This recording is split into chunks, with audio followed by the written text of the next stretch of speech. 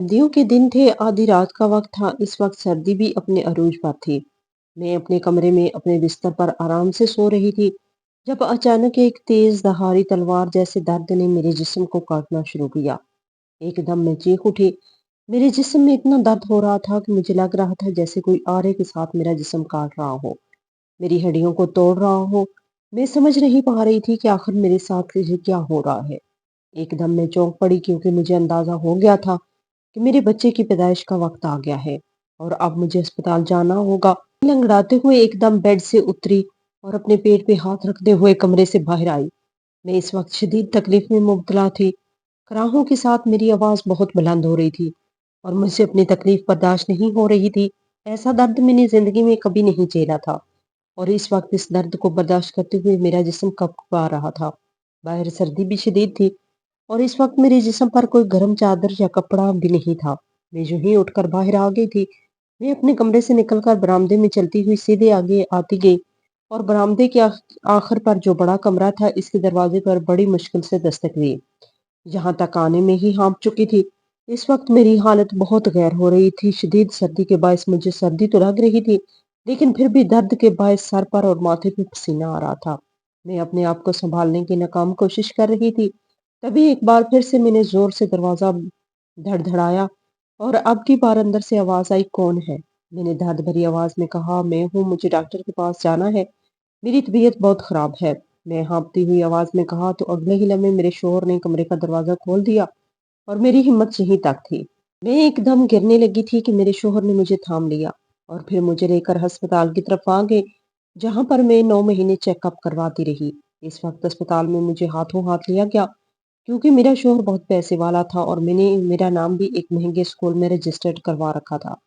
मैं दर्द से बेहाल हो रही थी। तकलीफ की वजह से आंखों से आंसू बहने लगे थे। डॉक्टर ने मुझे इसी वक्त लेबर रूम में जाने का कहा और मेरी हिम्मत जैसे टूटने लगी थी। तभी दर्द के शिदत तूफान से गुजरते हुए और अजियत की पुलिस रात को पार करते हुए मैंने एक बच्चे को जन्म दिया। इस बच्चे को जन्म देकर मेरी जान जैसे एकदम पुरसकून हो चुकी थी और तभी एक ख्याल ने मेरी आंखें भगो दी और मैं भी आवाज रोने लगी। मेरी निगाहों के सामने मेरी माजी की फिल्म चलने लगी थी। मेरी गुज़श्ता ज़िंदगी जैसे गुज़र रही थी, मैं इसके बारे में सोचने लगी। लंगड़ी ओ लंगड़ी, मुझे अभी सोए हुए कुछ देर ही हुई थी कि एक चीखती हुई आवाज़ मेरे कानों से टकराई तो मैं एकदम हड़बड़ा के उठ बैठी और फौरन अपने कमरे से बाहर निकल कर आ गई। जी अम्मा, क्या बात है? मैंने कमरे से निकलते हुए अम्मा को मुखातिब करते हुए कहा तो अम्मा एकदम मेरी तरफ देख के बोली, तुझे कितनी बार कहा है कि इस वक्त सोया ना कर, फिर भी तू महारानियों की तरह कमरे में जाकर आराम से लेट जाती है। काम की ना काज की, दुश्मन अनाज की। तुझे पता भी है कि सारा काम अभी वैसे का वैसा पड़ा हुआ है। अभी कुछ देर में तेरा अब्बा भी घर आने वाला है, इसके लिए खाना भी तैयार करना है। अब जल्दी से तेजी से हाथ पैर चला और खाना बनाना शुरू कर। मैं अभी आती हूँ अम्मा, ये कहकर घर से बाहर चली गई, जबकि मैं बेबसी से इन्हें देखती रह गई क्योंकि मैं जानती थी अम्मा अब 2 घंटों से पहले नहीं आएंगी। एकदम मेरी आंखों में आंसू आ गए थे। अभी तो आधा घंटा भी नहीं हुआ था मुझे कमरे में गए हुए। सारा दिन काम कर करके मेरी कमर तख्ता हो गई थी और अब फिर अम्मा ने मुझे कामों की एक फहरिस्त थमा दी थी। इसके अलावा कर भी क्या सकती थी। अम्मा की हदायत के मुताबिक काम कर दूं। अपनी बेबसी पर धुआं आंसू बहाते हुए मैं बावर्ची खाने में चली आई और अम्मा की लाई हुई सब्जी काटने लगी। ये माँ मेरी सगी माँ तो नहीं थी, बल्कि मेरी सौतेली माँ थी। मेरी माँ मेरी पैदाइश के कुछ घंटों के बाद ही इंतकाल कर गई थी। अब्बा अम्मा से बहुत मोहब्बत करते थे, लेकिन फिर इतनी छोटी बच्ची को संभालना दादी के बस का रोग नहीं था। इसी वजह से अब्बा ने अम्मा के 40वें के बाद दूसरी शादी कर ली। जब मेरी सौतेली अम्मा ब्याह कर आई तो मैं तब बहुत छोटी सी 2 माह की थी। इसने मुझे माँ का प्यार तो नहीं दिया, लेकिन जैसे जैसे मैं बड़ी होती गई वैसे वैसे ये मुझसे घर के हर काम लेती गई। इस दौरान दादी का भी इंतकाल हो चुका था और सौतेली माँ का रवैया मुझसे काफी खराब था। वो मुझे एक लम्हे के लिए भी सुकून से नहीं बैठने देती थी। हर वक्त अपने साथ कामों में उलझाए रखती। हालांकि मेरी सौतेली माँ के अपने भी 4 बच्चे हो गए थे, लेकिन इनमें से किसी को भी कामों के लिए आवाज ना देती, बल्कि वो तो अम्मा के सुनते भी ना थे। काम के लिए इन्हें जब भी किसी की जरूरत पड़ती तो वो मुझे ही बुलाती। यूं तो मेरा नाम ताहिरा था, लेकिन अम्मा ने इसे बिगाड़ कर तारा कर दिया था और अब हर जगह मुझे यही पुकारा जाता था। हालांकि मुझे ये पसंद नहीं था, लेकिन मेरी कौन सुनता। अब्बा को तो भूल ही गया था कि इनकी कोई ऐसी औलाद भी है जो पहलौठी की है और एक मासूम बच्ची जिसे इसकी माँ इस दुनिया में लाने के बाद चल बसी थी। وہ میری طرف سے بالکل غافل تھے۔ یوں تو میں بہت خوبصورت تھی اور جوان تھی، لیکن پیدائشی طور پر میرے پیر میں نقص تھا۔ میرا پیر پیدائشی طور پر ٹیڑھا تھا، جس کی وجہ سے تھوڑا سا لنگڑا کر چلتی تھی، اور میری سوتیلی ماں کو میرا یہ نقص ہمیشہ سکون دیتا تھا۔ وہ ہمیشہ میرے اس نقص کو نشانہ بناتی اور میرا مذاق اڑاتی، اور بہانے بہانے سے مجھے لنگڑی کہہ کر پکارتی۔ ابا کے گھر سے چلے جانے کے بعد ان کا طرز تخاؤ تب یہی ہوتا تھا، اور اماں کے اس طرح کہنے سے میرا دل خون کے آنسو روتا۔ حالانکہ اسکول میں جب پڑھنے کے لیے جاتی تو وہاں بھی بچیاں میرا مذاق اڑاتی اور مجھے لنگڑی کہہ کر مخاطب کرتی تھی، لیکن میں ان کی باتوں پہ توجہ نہیں دیتی تھی، کیونکہ وہ کم عقل تھی، نادان تھی، اللہ کی بنائی ہوئی چیز میں نقص نکالتی تھی۔ اس لیے میں اپنے آپ کو مطمئن کر لیتی تھی، سمجھا لیتی تھی، کیونکہ دادی مجھے ہمیشہ یہی سمجھاتی تھی کہ اللہ نے ہمیں جیسا بنایا ہے بہترین بنایا ہے۔ اس کی بنائی ہوئی چیز میں ہم لوگ نقص نہیں نکال سکتے، کیونکہ یہ اللہ کی مرضی کے خلاف ہے، اور ہم اللہ کی مرضی کے خلاف نہیں جا سکتے۔ دادی کی یہ باتیں ہمیشہ میرے حوصلہ بنتی تھی، نچلے راہ بنی رہی۔ یہی وجہ تھی کہ میں کبھی اس بات پر دکھی نہیں ہوئی تھی، اور نہ ہی میں نے کبھی اللہ سے اس بات کا گلہ کیا تھا، اس نے مجھے لنگڑا کیوں پیدا کیا، کیوں اس نے میرے اندر اتنی بڑی کمی رکھی۔ لیکن اپنی سوتیلی ماں کے منہ سے جب یہ لفظ سنتی تو نہ جانے کیوں میرا دل تڑپ اٹھتا تھا، کیونکہ مجھے تکلیف اتنی ہوتی تھی، کیونکہ ان کی باتیں میرے دل پہ لگتی تھی۔ جب میں نے میٹرک کرنے کے بعد گھر میں بیٹھی تو اماں نے مجھے گھر کے کاموں میں اچھی طرح مصروف کر دیا، اور مجھے کاموں کے بہانے لنگڑی کہہ کر مخاطب کرنے لگی۔ ابا کے سامنے نہ جانے وہ کس طرح اپنی زبان کو کنٹرول میں رکھتی تھی، اور اس کے سامنے میرا نام لے کر مجھے بلاتی، لیکن ابا کے کام پہ جانے کے بعد ہر وقت ان کی زبان پہ لنگڑی لنگڑی ہی رہتا، اور میں خاموشی سے اپنے آنسو پیتے ہوئے اماں کے کام سر انجام دیتی رہتی۔ میں اب 20 برس کی ہونے والی تھی۔ جبھی ایک دن ابا کو جب کھانا دینے کے لیے آئی تو ابا نے اچانک میری طرف دیکھا اور کچھ ٹھٹک سے گئے۔ ابا مجھے دیکھتے ہوئے کچھ سوچنے لگے۔ میں گھبرا سی گئی، نہ جانے ابا کیا دیکھ رہے ہیں۔ دل ہی دل میں یہ سوچتے ہوئے میں وہاں سے ہٹ گئی۔ تاہم مجھے عجیب سا محسوس ہو رہا تھا، کیونکہ آج تک ابا نے مجھے دیکھا ہی نہیں تھا، کجا کے ایسے غور سے دیکھنا۔ لیکن اتنی دیر میں میرے ابا میری سوتیلی ماں سے کہنے لگے، ارے یہ تارا کب سے اتنی جوان ہو گئی ہے اور اتنی بڑی ہو گئی کہ مجھے خبر ہی نہ ہوئی۔ تم اس کی ماں ہو، اس کے لیے کوئی اچھا سا رشتہ دیکھو۔ میرے خیال میں یہی مناسب وقت ہے، ہم اس کے ہاتھ پیلے کر دیں۔ ابا نے سوتیلی ماں سے کہا تو میری سوتیلی ماں بھی ایک دم ٹھٹک سی گئی اور کچھ سوچتی نگاہوں سے دیکھنے لگی، لیکن پھر کہنے لگی، آپ فکر نہ کریں، میں تارا کے لیے کوئی اچھا رشتہ ڈھونڈوں گی۔ آپ کھانا کھائیں، ٹھنڈا ہو رہا ہے۔ اماں نے ابا کا دھیان بٹا دیا تھا، لیکن میں ایک دم اپنے دل میں حیران رہ گئی تھی کہ ابا کو آج پتا چلا کہ میں جوان ہو گئی ہوں۔ ابا نے کبھی میرے بارے میں پہلے سوچا ہی نہیں، اور اب جب دھیان بھی دیا تو میری اتنی فکر کرنے لگے۔ اس بات کی مجھے بہت خوشی بھی ہوئی۔ اگلے چند دن تیزی سے گزرتے جا رہے تھے، لیکن اس دن کے بعد سے نہ تو ابا نے کوئی بات کی اور نہ ہی اماں نے کوئی اس طرح کی بات کی۔ لیکن یہ بات تو تھی کہ اماں رشتے کروانے والی بھوا کے ساتھ اکثر سر جوڑ کر بیٹھی رہتی تھی، اور دونوں نہ جانے کیا راز و نیاز کرتی رہتی کہ مجھے چاہ کر بھی کچھ خبر نہیں مل پا رہی تھی۔ لیکن ایک بات یہ تھی کہ ابھی تک گھر میں کوئی رشتہ دیکھنے کے لیے نہیں آیا تھا۔ تبھی اچانک ایک دن اماں نے مجھے کہا، تارا ایسا کرنا کہ آج گھر کی کچھ اچھے سے صفائی کر لے اور چائے کا کچھ اہتمام کر لینا۔ آج شام 4 بجے کچھ لوگ تجھے دیکھنے کے لیے آئیں گے۔ میرے خیال میں تیری بات یہاں پر بن جائے گی۔ اماں نے مجھے کہا تو میرا دل ایک دم تیزی سے دھڑک اٹھا۔ یہ پہلی بار تھا، اس لیے گھبراہٹ بھی تھی اور خوشی بھی تھی۔ میرے ہاتھ پیر کپا رہے تھے، لیکن مجھے امید تھی کہ انہیں میں پسند آ جاؤں گی۔ تاہم جب نظر اپنے پیر پر گئی تو میں ایک دم چونک گئی اور جیسے حقیقت کی دنیا میں واپس آ گئی۔ میں نے اپنے چہرے پر مایوسی طاری کر لی، دل ایک دم ڈوب گیا، کیونکہ میں جانتی تھی کہ دنیا میں اچھی بھلی لڑکیاں بن بنائی گھر میں بیٹھی ہوئی ہیں جو ہر لحاظ سے مکمل ہیں، لیکن میرے تو ایک پیر میں اتنا بڑا نقص ہے، تو کون مجھے اپنائے گا؟ میں اس بات سے پریشان ہو کر رہ گئی تھی، لیکن شام کے وقت، عصر کے وقت مہمان جب گھر پر آئے تو دوبارہ سے ایک نئی امید میرے دل میں جاگنے لگی تھی۔ فطری طور پر لڑکی ہونے کے ناطے میرے جذبات بدل رہے تھے اور نئے نئے انداز اپنا رہے تھے۔ یوں لگنے لگا تھا جیسے مجھے میری منزل مل جائے گی۔ میں چائے اور اس کے لوازمات اٹھا کر جیسے ہی بیٹھک میں داخل ہوئی تو ایک لمحے کے لیے میرا اعتماد خراب ہو گیا۔ ہلکے سے ہاتھ سے برتن چھنک اٹھے تھے، تبھی اماں نے تیزی سے آگے بڑھ کر ٹرے پکڑ کر میز پہ رکھ دیے، اور میں گھبرائے ہوئے انداز میں لنگڑاتے ہوئے چل کر ایک کرسی پر بیٹھ گئی۔ میرے آنے کے بعد ایک نئی خیز سی خاموشی پورے کمرے میں گونج اٹھی تھی۔ میں بہت کنفیوز ہو رہی تھی۔ جب مہمانوں میں سے کسی نے میرے پیر کے نقص کے بارے میں پوچھا تو میری ماں بتانے لگی کہ پیدائشی طور پر یہ نقص ہے، اسی وجہ سے اس کا علاج نہیں ہو سکا۔ اس کے بعد وہاں پر خاموشی طاری رہی۔ جبکہ لڑکی کی ماں کہنے لگی کہ میرے بیٹے کو ایک خوبصورت لڑکی تو چاہیے، لیکن وہ کبھی بھی لنگڑی بیوی کو قبول نہیں کرے گا۔ میری طرف سے معذرت ہے۔ یہ کہہ کر وہ لوگ بنا کچھ کھائے پیے وہاں سے اٹھ کر چلے گئے۔ مجھے ایک دم بے حد ذلت کا احساس ہوا اور میری آنکھوں میں آنسو بھر آئے۔ میں چپ چاپ اٹھی اور ٹرے اٹھا کر دوبارہ کچن میں لے آئی اور بے آواز آنسوؤں کے ساتھ رونے لگی۔ یقین نہیں آ رہا تھا کہ کوئی میرے منہ پر اس طرح مجھے رات کر جائے گا، اس طرح میری ذات کی دھجیاں بکھیر دے گا، اس طرح مجھے دو کوڑی کا کر جائے گا۔ چونکہ پہلا پہلا صدمہ تھا جس کا غم بری طرح لگا، لیکن یہ صرف پہلی بار نہیں تھا۔ اس کے بعد بوا جتنے بھی رشتے لے کر آئی تھی، کوئی نہ کوئی کسی نہ کسی بہانے مجھے ریجیکٹ کر کے جاتا رہا۔ حالانکہ لڑکے خود اتنے اچھے نہیں تھے اور نہ ہی گھرانے زیادہ امیر تھے، لڑکوں میں بھی کوئی نہ کوئی نقص ہوتا، لیکن پھر بھی میں ایک پیر کے اس نقص کی وجہ سے اس گھر میں بیٹھی رہ گئی۔ اسی کوششوں میں 2 سال گزر چکے تھے۔ اب تو میں نے اپنی قسمت پر یقین چھوڑ دیا تھا اور اپنی ستیلی ماں کو صاف صاف منع کر دیا تھا کہ اماں اب میرے لیے کوئی رشتہ مت دیکھنا، نہ تو مجھے کوئی بہانے آئے گا اور نہ ہی ایسی کوئی کوشش کرنا عقل مندی کی بات ہے۔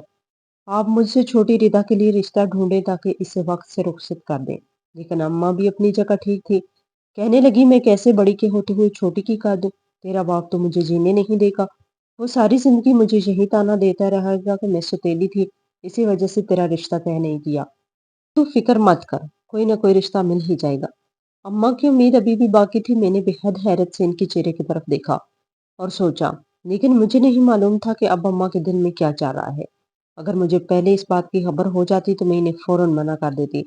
کچھ دن سہولت سے گزر گئے، میں نے تو اب ہر امید چھوڑ دی تھی۔ ابا بھی میرے رشتے کے حوالے سے پریشان تھے اور اماں کو اکثر کہتے رہتے، جس پر اماں کبھی تو چڑھ جاتی اور کبھی بس سر ہلا دیتی۔ جبھی ایک دن پھر سے بوہا گھر پر آئی اور اماں کے ساتھ کمرے میں بند ہو کر کافی دیر تک بات چیت کرتی رہی۔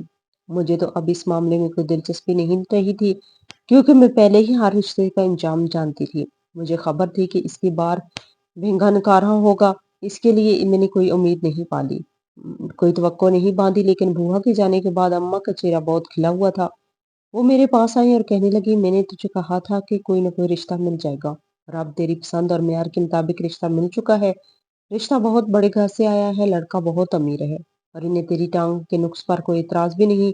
اماں کی بات سن کر میں بے حد حیران رہ گئی اور حیرت سے ان کی طرف دیکھ کر پوچھا، اگر انہیں میری ٹانگ کے نقص پر اعتراض نہیں ہے، لڑکا بھی امیر گھر سے ہے، تو پھر آخر لڑکے میں ایسی کیا کمی ہے کہ وہ مجھ سے شادی کر رہا ہے؟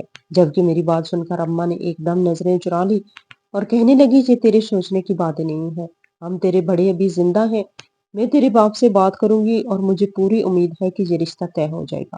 میں نے محسوس کیا تھا کہ اماں نے اپنا دامن صاف بچا لیا تھا اور مجھے عجیب عجیب سے خیال آ رہے تھے۔ تبھی 2-3 دنوں میں اماں نے اس رشتے کو پکا بھی کر دیا، حالانکہ وہاں سے مجھے دیکھنے کے لیے کوئی بھی نہیں آیا تھا۔ میں اس معاملے میں بے حد حیران رہ گئی تھی، کوئی دیکھنے بھی نہیں آیا اور رشتہ بھی طے ہو گیا۔ آخر یہ کیا ماجرا ہے؟ آخر اماں کیا چھپا رہی ہیں؟ اماں سے جب میں نے پوچھا تو کہنے لگی، ارے وہ بڑے لوگ کے گھر ہے، وہاں پر ایسے ہی رشتے طے کیے جاتے ہیں، انہیں تمہاری تصویر دکھا دی تھی، تم پسند آ گئی، اسی وجہ سے انہوں نے ہاں کہہ دی۔ اب شادی سادگی سے کرنے کا کہہ رہے ہیں اور اچھا ہے نا، ہمارا خرچہ بھی نہیں ہوگا اور تم رخصت بھی ہو جاؤ گی۔ انہوں نے تو جہیز کی بھی ڈیمانڈ نہیں کی اور نہ ہی انہیں چاہیے۔ تم ان کا گھر دیکھو تو حیران رہ جاؤ گی، آنکھیں پھٹی کی پھٹی رہ جائیں گی۔ اماں مجھے باتوں میں الجھانے لگی، لیکن نہ جانے کیوں میں اندر ہی اندر وسوسوں کا شکار ہو رہی تھی اور مجھے صاف لگ رہا تھا کہ اماں کچھ چھپا رہی ہے۔ یہ رشتہ طے ہونے کے 2 دن کے بعد کی بات ہے، جب ایک دن ہمارے دروازے کے آگے ایک بڑی سی گاڑی آ کر رکے اور اس میں سے بہت خوبصورت عورت باہر نکلی۔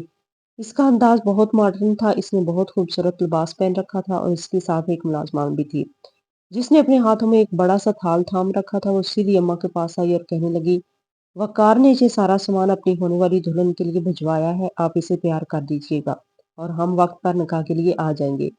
باقی یہ آپ کا چیک ہے 10 لاکھ روپے کا، آپ چیک اچھی طرح دیکھ لیں، اسے کیش کروا لیجیے گا۔ اس عورت کے اس طرح کہنے پہ ٹھٹک سی گئی۔ 10 لاکھ کا چیک آخر اماں کو اس نے کیوں دیا؟ آخر کوئی کسی کو اتنی بڑی رقم کیوں دے گا؟ حالانکہ اماں نے جو بات مجھے نہیں بتائی تھی، ابھی بھی کچن میں کچن کی کھڑکی سے یہ سب سن لیا، ورنہ شاید اماں اب بھی مجھے نہ بتاتی۔ جبکہ اماں کی تو باتیں کھل گئی تھی۔ چیک دیکھ کر اماں کی بڑی خوشامدی سے انداز میں اس عورت سے کہا، ارے ارے، میں نے دیکھ لیا، کوئی مسئلہ نہیں، میں اسے کل ہی بینک میں جمع کروا دوں گی، باقی آپ فکر مت کریں، آپ جمعے کو نکاح کے لیے آ جائیں، ہمیں کوئی اعتراض نہیں۔ फौरन इस औरत से कहा तो वो मुतमिन से चेहरे के साथ वापस मुड़ गई। हालांकि अम्मा ने इसे चाय पे रोका, लेकिन वो रुकी नहीं और जिस अंदाज से तेजी से आई, इसी अंदाज से वापस चली गई। मैं अब बेहद उलझन में थी और परेशान थी, हिम्मत नहीं पड़ रही थी कि अम्मा से किस तरह बात करूं। लेकिन फिर यही सोचा कि ये मेरी जिंदगी का मामला है, मुझे एक बार तो अम्मा से पूछना चाहिए, इनसे हकीकत के बारे में जानना चाहिए। आखिर ये मेरा हक है। तभी अपने निकाह से एक दो दिन पहले मैं अम्मा के कमरे में गई।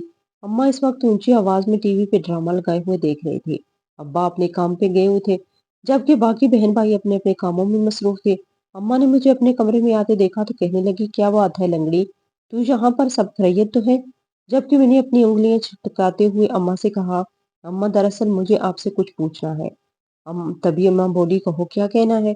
जबकि मैं एक लम्हे के लिए घबरा गई, दिल किया कि वापस चली जाऊं, लेकिन फिर कुछ सोचकर अम्मा से कहा, अम्मा आज जो औरत आई थी वो कौन थी, और फिर आपने इससे वो 10 लाख क्यों लिया, आखिर मामला क्या है? मैंने अम्मा से पूछा तो अम्मा के चेहरे का रंग थोड़ा सा बदल गया, लेकिन वो बगैर घबराए मुझे कहने लगी, वो राबिया थी और लड़के की बहन थी, वही इसका रिश्ता करवा रही है, और 10 लाख का चेक तो इसने मुझे तुझसे शादी करवाने के लिए दिया है, क्योंकि लड़का पहले से शादीशुदा है और औलाद के लिए दूसरी शादी कर रहा है।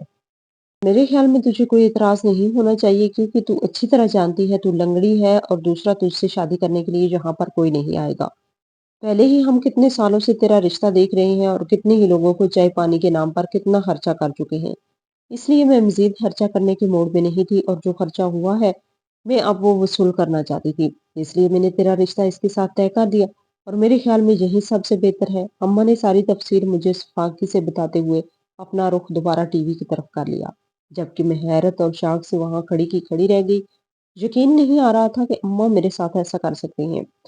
कुछ देर बाद अम्मा को जब एहसास हुआ मैं अभी तक वहीं खड़ी हूँ, तो वो एकदम तेजी से बोली, अब तू यहाँ पर क्यों खड़ी है? जा अपने कमरे में जा, फिर जाकर अपना काम कर, मेरा ड्रामा खराब मत कर।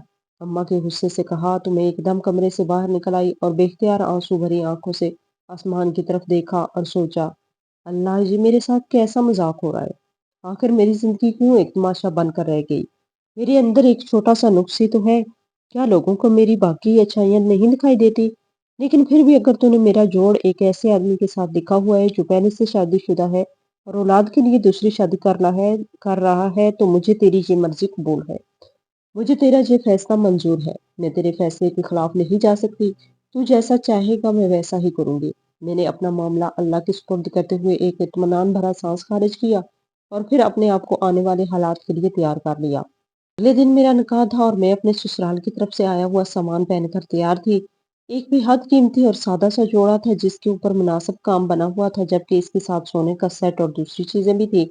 मेरी चीजें देखकर अम्मा के मुंह में पानी आ गया था, जब भी वो मुझे कहने लगी, लंगड़ी, ऐसा करना, शादी के बाद किसी तरीके से ये सेट मुझे दे देना, मैं तेरी बहन के लिए संभाल लूंगी। अम्मा की इतनी गिरी हुई बात सुनकर मैं चुप रह गई। भला मैं कैसे किसी शख्स की दी हुई चीज की अमानत में खानत कर सकती थी? मैं कैसे अम्मा को ये सेट चोरी करके दे सकती थी? भला ये मेरा ही होता, लेकिन मैं अम्मा को ये बात कैसे समझा सकती थी? आंसुओं के बोझ तले मैं रुखसत होकर अपने ससुराल चली आई। अम्मा ने जैसा कहा था मेरा ससुराल वैसा ही था। एक आलीशान बड़ा घर मेरा मुंतजिर था और इस एक घर में एक आलीशान कमरा मुझे अनायत कर दिया गया था। मैंने अभी तक अपने शोहर का चेहरा नहीं देखा था, क्योंकि निकाह पर मैं वैसे ही घूंघट निकाले बैठी थी, और अब यहाँ जो घर आने के बाद अभी तक मेरा और इसका सामना नहीं हुआ था। तभी आधी रात से ज्यादा का वक्त गुजर चुका था। मैं भी अब इनका इंतजार करते करते थक चुकी थी, इसलिए जैसे ही लेटने लगी तो दरवाजे पे होने वाले खटके ने मुझे एकदम चौकन्ना कर दिया, और आने वाले शख्स को देखकर मैं समझ गई कि यही मेरा शोर है। जबकि वो आस्तगी से मेरे करीब आ बैठे और कहने लगे, मैं माजरत चाहता हूँ, मुझे देर हो गई, लेकिन क्या करूँ, शर्मीन मुझे आने नहीं दे रही थी। वो रोई जा रही थी। बहुत मुश्किल से इसे चुप करवा के आया हूँ। मैं जानता हूँ कि आपके दिल में भी इस रिश्ते की कुछ अरमान है, कुछ तकाजे हैं, और मैं पूरी करने की कोशिश करूंगा, इन पे पूरा उतरूंगा। लेकिन जैसा कि आप जानते हैं, मैंने ये शादी सिर्फ और सिर्फ औलाद के लिए की है, क्योंकि शर्मीन औलाद नहीं हो सकती। हमारी शादी को 5 बरस चुके हैं और डॉक्टर ने हमें साफ साफ इनकार कर दिया है। शर्मीन अपना बच्चा चाहती थी, लेकिन कुदरत को ये मंजूर नहीं था। मैंने इसे बच्चा अडॉप्ट करने के लिए कहा था, लेकिन वो नहीं मानी। इसे हमारा बच्चा चाहिए था, इसीलिए इसने मेरी शादी आपसे करवाई है। और अब आपसे बच्चा पैदा करने कि मैं आपको छोड़ दूंगा, आप अपनी मर्जी से अपनी जिंदगी गुजार सकती हैं, मुझे इस पर कोई एतराज नहीं होगा। मेरे ख्याल से ये बातें आपके इल्म में होंगी। क्योंकि मैंने पहले ही हर बात वाज़ह कर दी थी। अपने शोहर के मुँह से पहली ही रात ये सब कुछ सुनकर मेरा दिल जैसे मुट्ठी में आ गया और आँखों में आँसू भर आए थे। मुझे यकीन नहीं आ रहा था कि वो शख्स बच्चा लेकर मुझे तलाक दे देगा।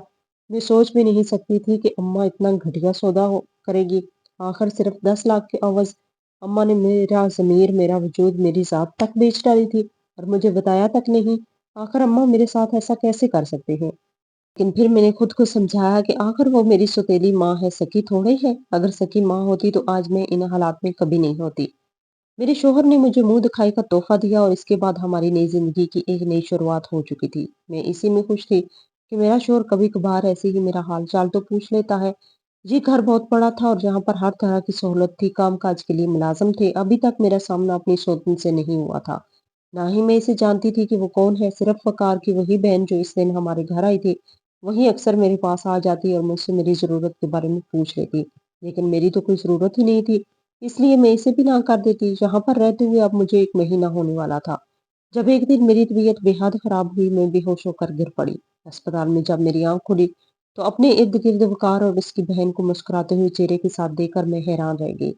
और जब वक़ार ने मुझे बताया कि मैं माँ बनने वाली हूँ, तो मुझे यकीन नहीं आ रहा था। एकदम से एक ऐसी खुशी ने मुझे अपने हिसार में ले लिया, जो मैंने पहले कभी महसूस नहीं की थी, जिसका कोई नेमल बदल नहीं था।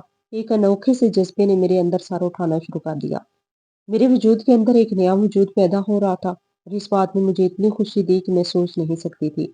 ये नए-नए जज़्बात मेरी तबीयत पर बहुत अच्छी तरह से असरअंदाज हो गए थे। वक़ार मुझसे बहुत ज़्यादा खुश थे।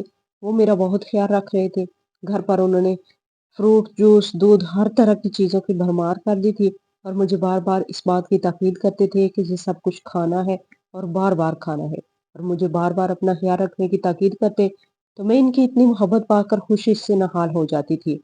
नियत की ऊंच-नीच इसी तरह साथ-साथ ही चल रही थी। वक़ार अब मेरे कमरे में नहीं आते थे, वो सिर्फ़ दिन के वक़्त ही मेरे हाल-अहवाल दरियाफ़्त करते और मेरे बारे में पूछते रहते थे, लेकिन रात को वो अपनी बीवी के साथ ही सोते थे। मुझे ये बात बुरी तो लगती, लेकिन क्या करती, पहले दिन से ही वक़ार ने मेरे ऊपर सब कुछ वाज़ह कर दिया था, तो मैं अब इनसे इस बात का गिला नहीं कर सकती थी। यही वजह थी कि मैं अपना दिल महसूस करके रह जाती। हालाँकि इस हालत में जब मुझे वक़ार का ज़्यादा से ज़्यादा साथ चाहिए था, वो मेरे पास नहीं होते थे। वो रात अपनी बीवी के साथ गुज़ारते, तो मैं सारी रात बेचैन सी रहती थी। लेकिन जब दिन में वो मेरे पास आते, तो मैं खुशी से नहाल होकर इनका चेहरा देखती रहती और इन लम्हों के रुक जाने की दुआ करती। लेकिन वक़्त भी कभी किसी के लिए रुका है। आहिस्ता-आहिस्ता अपनी इस तन्हाई पे मैंने भी समझौता कर लिया था। वक़्त इसी तेज़ी से गुज़र रहा था, वक़ार को इस दिन का इंतज़ार था जब ये बच्चा इस दुनिया में आता और वो इसे अपनी बाहों में भरते। जबकि मुझे इसी दिन से सबसे ज़्यादा खौफ़ था, क्योंकि मुझे अच्छी तरह मालूम था कि वक़ार इस बच्चे को दुनिया में आते ही मुझे छोड़ देंगे। मुझे जब माँ का ओहदा मिलेगा तो बीवी के रुतबे से रिटायर हो जाऊँगी और ये बात मेरा दिल दबोच लेती थी। न जाने क्यों अफ़सरदा हो जाती थी। शायद वक़ार की मोहब्बत ने मेरे दिल के अंदर अपने पंजे गाड़ लिए थे और अब ये मोहब्बत ही थी जो वक़ार को खोने से डरती थी। इस दौरान मैंने अपनी अल्लाह से लौ लगा ली और अल्लाह के आगे फरियाद करती रहती। मैं रो-रो कर अल्लाह से माँगती और इसी को अपना सारा दुःख दर्द कह सुनाती। मुझे पूरी उम्मीद है कि अल्लाह मेरे साथ इंसाफ़ ज़रूर करेगा और मेरी भी ज़िंदगी खुशियों से भरी होगी। खुदा खुदा करके ये 9 माह गुज़र चुके थे और आज की रात जब मेरी तबीयत भी ख़राब हो चुकी थी और मुझे अस्पताल ले जाया गया, तब मैंने एक सेहतमंद और खूबसूरत से बच्चे को जन्म दिया। और जन्म देने के बाद जो पहली सोच मेरे दिमाग में आई, वो यही थी कि अब वो कार मुझे छोड़ देंगे और मुझे अपनी ज़िंदगी से निकाल देंगे। इस सोच का आना था कि बेतहाशा आँसू मेरी आँखों से बहने लगे और मेरा बीपी एकदम हाई होने लगा। तभी एक नर्स ने मुझे सुकूनावर दवा दे दी और मैं इसके ज़रिए असर सो गई। न जाने कब और कितने घंटों के बाद जब मैं होश में आई, तो मेरे पहलू में रखा हुआ झूला खाली था। मैं एकदम हड़बड़ाकर उठ पर खड़ी हुई और चिल्लाने लगी, मेरा बच्चा कहाँ है? मेरा बच्चा कहाँ है? मेरा बच्चा ला दो। मेरी चीखों-पुकार सुनकर नर्स दौड़ी आई। कहने लगी, अरे आप प्लीज़ आप आराम से लेट जाएँ। आपकी तबीयत ठीक नहीं है, बच्चा यहीं पर है। इसे नर्सरी में ले जाया गया है, क्योंकि इसे थोड़ा-सा ज़ुकाम था और इसे नर्सरी में रखा गया है। वहाँ पर इसकी अच्छे से निगहदाश्त हो रही है, आप परेशान मत हों। इसकी बात सुनकर मैंने सुकून का साँस खारिज किया और तभी इससे पूछा, मेरे शौहर कहाँ हैं? क्या वो नहीं आए? क्या वो चले गए हैं?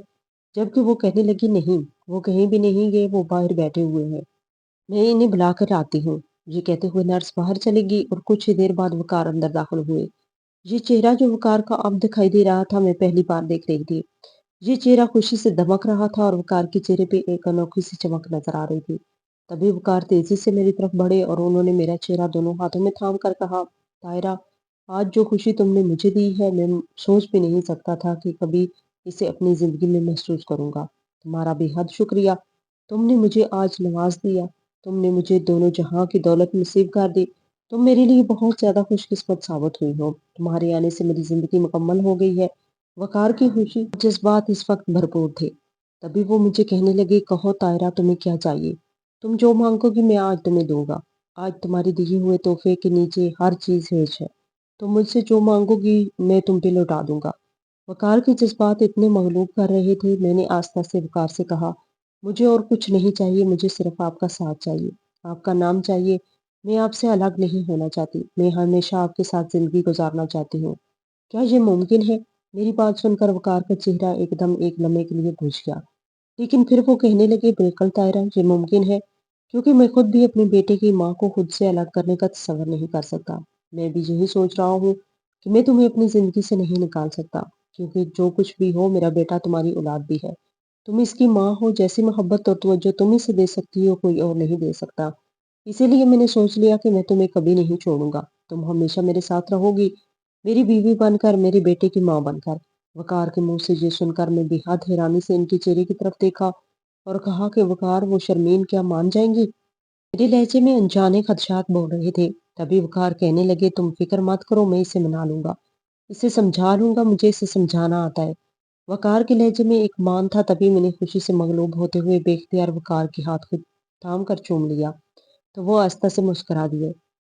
मेरे दिल से जैसे एक भारी बोझ हट चुका था।